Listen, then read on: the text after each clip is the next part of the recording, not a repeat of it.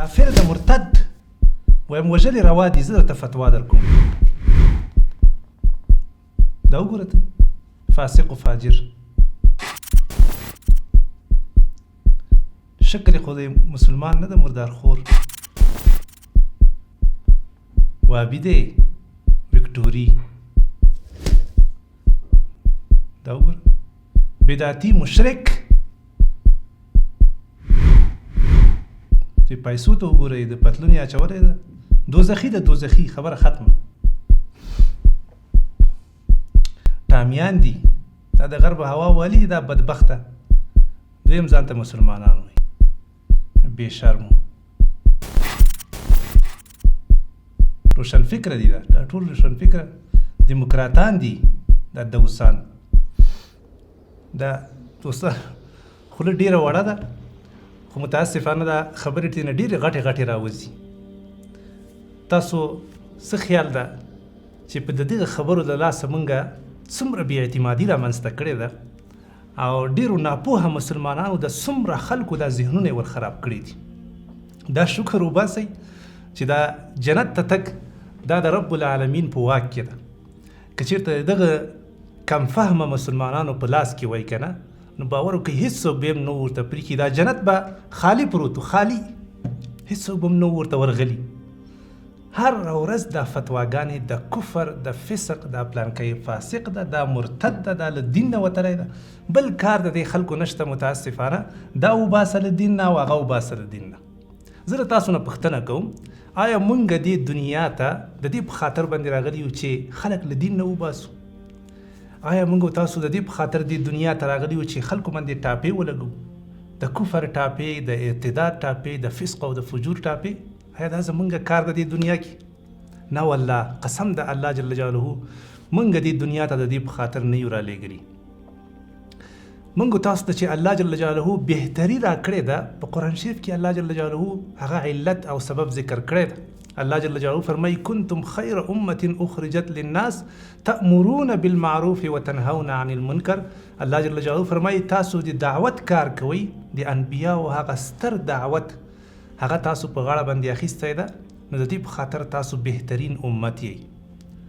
پیغمبرانو ټولو الله طرف ته خلک رابلل په ډېره ښه طریقه باندې. الله جل جلاله نبی علیه الصلاة والسلام ته هم امر کړی ادعو الى سبیل ربک بالحکمة والموعظة الحسنه. وی په حکمت باندې په ډېره ښه لهجه باندې خلک د الله طرف ته رابله.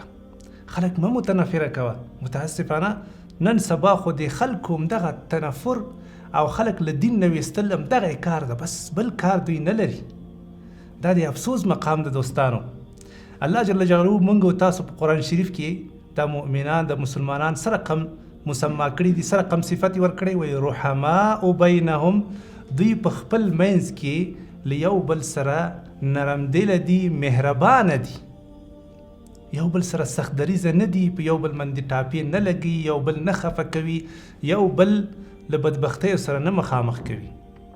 دا زمونږ او ستاسو ښایسته دین ده. دا ټاپې لګول قدرمنو دوستانو دا د قاضیانو کار ده، دا د حاکمانو کار ده. هغوی به فیصلې کوي چې چا باندې خوښه شي. زمونږ او ستاسو کار دا نه ده. عام مسلمان ته په هیڅ وخت کې هم دا حق نه ده حاصل چې هغه په چا باندې د کفر او یا د فسق و فجور او یا بله ټاپه ور باندې ولګي. دا ما د عبرت په خاطر باندې تاسو ته څه عجیبه ټاپې وړاندې کړي چې نن سبا د عامو خلکو متاسفانه د کم فهمه مسلمانانو په خولو باندې هره ورځ تکراریږي او هره ورځ تکراریږي. ګورئ څوک چې په چا باندې ټاپه ولګي، نبی علیه الصلاة والسلام فرمایي که چېرته مخاطب فقد باء باحدهما، که چېرته تا چا باندې چې ټاپه لګولې ده، که چېرته هغه کافر نو صحیح ده، که کافر نه په تا باندې دا بیرته راګرځي، ته لاړې خبره دې خرابه شوه.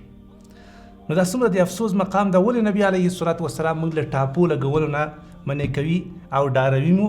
د دې په خاطر باندې چې موږ او تاسو په یو بل باندې باید فتواګانې او ټاپې ونه لګو. دا تهدید د دې په خاطر ده چې مسلمانه ګوره چا باندې ټاپه ونه لګي. سبحان الله، لږ خو ووځئ له دې دغه هیوادونو نه نور خارج ته لږ لاړ شي، دا مسلمانان وګورئ چې سره کم د مینې او محبت او د خوش اخلاقۍ په فضا کې ژوند کوي.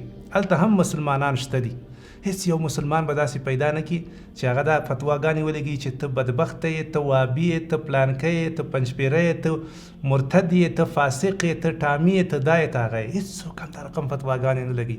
ټول د مینې او محبت په فضا کې ژوند کوي.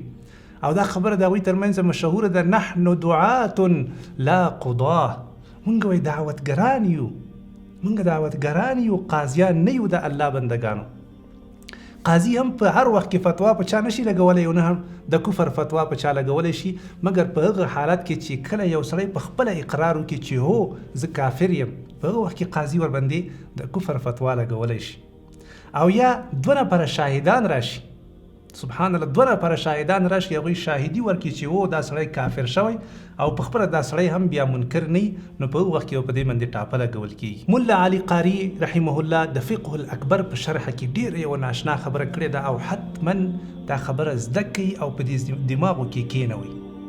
هغه ویلي دي که چېرته په یو مسلمان کې 9 نوي علامات، 9 نوي علامې دا د کفر وي، خو فقط یوه علامه په ده کې د اسلام او د مسلماني وي، په داسې سړي باندې به د کفر فتوا نه لګول کېږي. الله اکبر. تر دې اندازې پورې اسلام کوشش کړی ده چې یو نفر باید مسلمان پاتې شي او دی باید له اسلام نه ونوځي، خو متاسفانه موږ دومره بخیلان یو، دومره تنګ نظر یو چې فقط دا خپل ځان راته مسلمان ښکاره کېږي او بس، فقط زه مسلمان یم، نور هېڅوک هم مسلمان نشته د ځمکې په سر باندې، فقط زه ښه سړی یم، زه تقوادار یم، زه الله ته نږدې یم، دا نور څوک دي؟ په دې باندې فتواګانې لګولې، هغه پیسې ټیټې دي، هغه پتلون اچولی ده، او دغه ټایي اچولی ده، او دا مسلمان نه ده، او دا دوزخي ده، او دا مرتد ده، او دا منافق ده، او دا ده، او دا هغه ده. قدرمنو دوستانو، چې 9 نوي علامې په یو سړي کې د کفر وي، یوه علامه د اسلام ده، د مطلب دا چې په دې کې شک راغی، او په شک باندې څوک کافر کېږي نه. دې په خاطر باندې کوشش وکړئ چې خلکو ته عذر ولټوئ د الله بندګانو.